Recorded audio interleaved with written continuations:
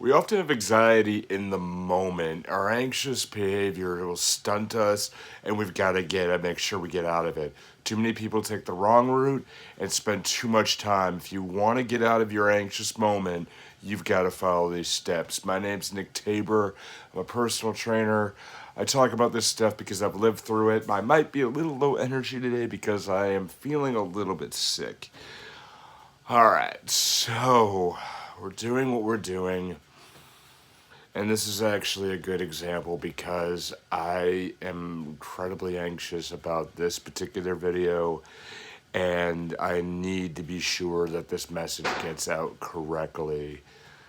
As a personal trainer, you go through, you get a bunch of people with anxieties, who have their different things. You become a bit of a therapist, when you try to help people out with their lives and what we can do to help them be better, at any stage, I was speaking with somebody, and this brought back a lot in my life, and we're talking yesterday, and speaking to this woman who she's like, Nick, I'm incredibly anxious through the day. I just, I lose hours, I lose time, I sit in my bed, I cry every night, I do everything I can, and I just get through it. Somehow I make it back to bed the following night, and I'm just trying to hold it all together. I'm like, yeah, I can relate to that. And, I can do that. But we all have those moments where we have those monumental tasks on our shoulders. We have to take care of a house. We have to take care of each other, ourselves. We have to do YouTube videos in times where we just really feel like crud because the message needs to get out. How you got to get rid of that anxious moment and how you've got to take care of things, right?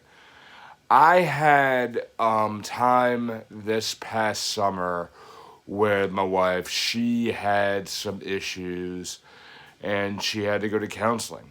And I had to take time away from my day job. I had to take time away from trying to build a business in order to help her out.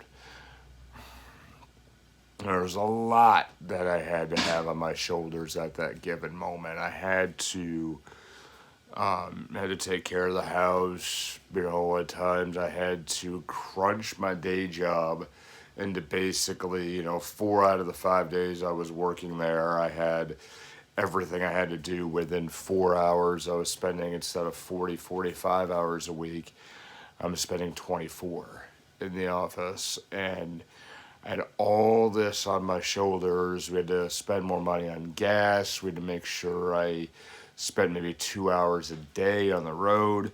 All this stuff that happened. And I sat back and I thought to myself,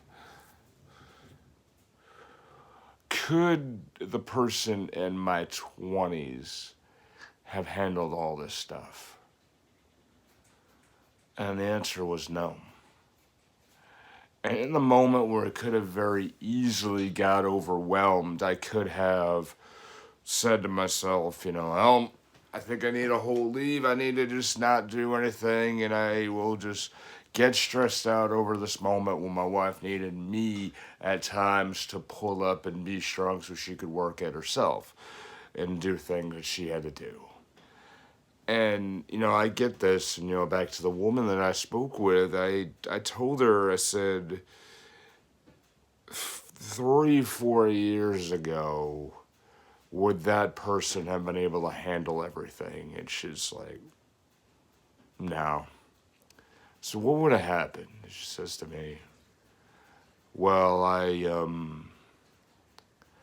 probably would have just broken down, cried, and talked to my mom, and would have gone into a deep depression and said you just couldn't do it. But with her children, she had to just press on, and she found inner strength in order to hold a job, do everything, take care of things. And I'm like, damn, And for you, I think the biggest thing you would need to do is you've got to get perspective when you're overwhelmed in the moment of what could have happened. Because then you realize that, if 10 years ago me would have not been able to handle any of the stress, and I've had businesses before.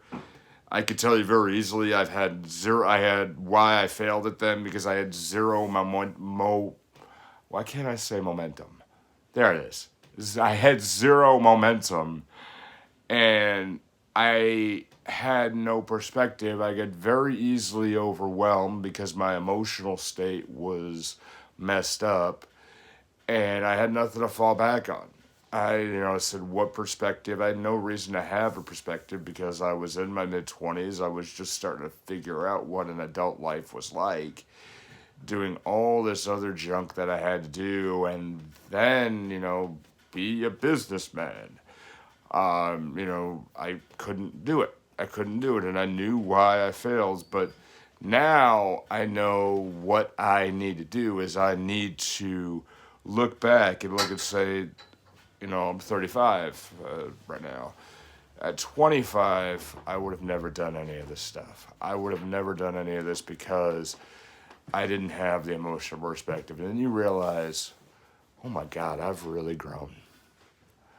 I've grown in a very good way. I've grown and I can handle more and I can do more. And I get excited about what I could do. Yeah, see, even my kitty's curious too. I get excited about what I can do when I'm 45, or what I could do when I'm 55, 65, and so on. And I guess in a way that gives you self-reflection and you say, damn, I'm pretty good. I'm pretty good, and there we are. So, what we need to do is we need to stop, take a moment, realize with all the situation, and what helps is you write them down. Write everything down that you've had, that you're going through, and whatever else you need to do. Then look at all those perspectives and tell yourself, 10 years ago, could I have done all this?